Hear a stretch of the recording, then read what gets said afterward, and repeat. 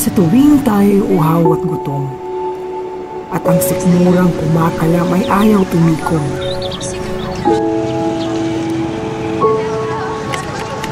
Sila palagi ang ating tinatakbuhan. Magkalaman lang ang ating tiyan. Pero sa init ng araw na nakakangatog,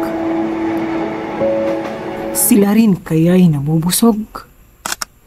Ayon sa datos mula sa Philippine Statistics Authority, tinatayang mahigit na 1.3 milyong informal street vendors ang matatagpuan sa iba't ibang sulok ng bansa.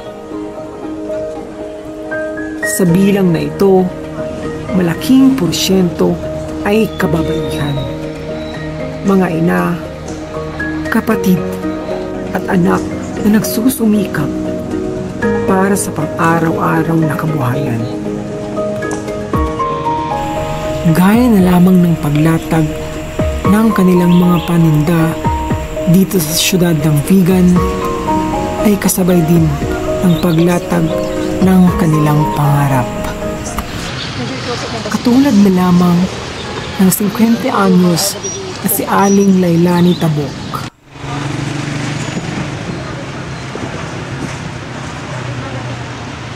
Si Aling Lailani ay may 6 na anak. Mga taon kayo ng tingag lalaki? As nanggugian di ko, di 2020, sakto pandemic. Tiga, sa Makalako, Zero Balan. Ano ka, auntie man o iti tayo, iti may saldawan, average? Nakapaparehas ako.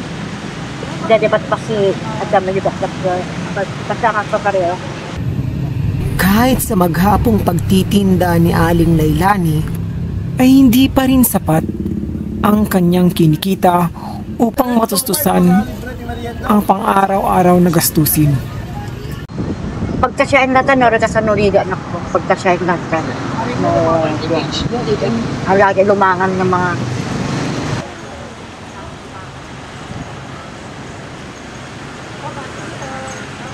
At nung aking tanungin kung ano ang trabaho ng kanyang asawa, since 2012. 13 taon na pala nang pumanaw ang haligi ng tahanan. Nagliga. As in, nagliga talaga.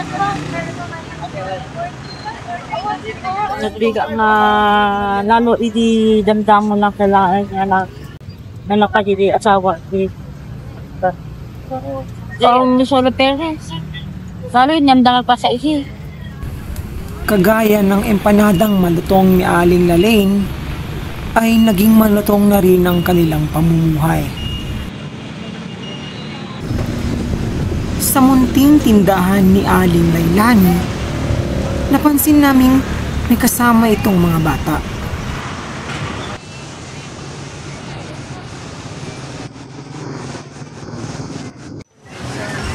Si Mark, ang bunsong anak ni Aling Lailani. Kasama ang kanyang pinsan, si Mark pala ang kasama ng kanyang ina sa pagtitinda ng empanada. Kadong ba ni Mama mo ka na yung gitinga lako? Duma sira. Duma sa abasa nga ba eh?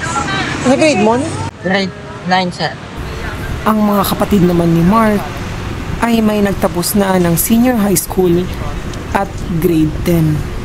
Sa bawat kanto ng lungsod, may kwento ng pagsisikap.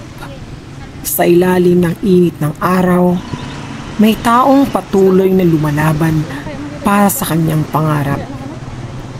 Ito ang buhay ng isang tindera sa kalye. Isang bayani sa kanyang sariling paraan. Sa mga tinderang patuloy na lumalaban at nakikipagsapalaran, isa lamang ang kanilang pangarap. Ket makakonmet ako mati kuha anak di ligat kasyan inamay.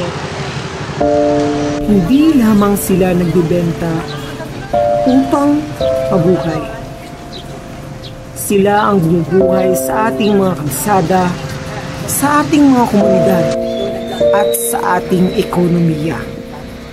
Ngunit, hanggang kailan sila mananatiling nasa gilid?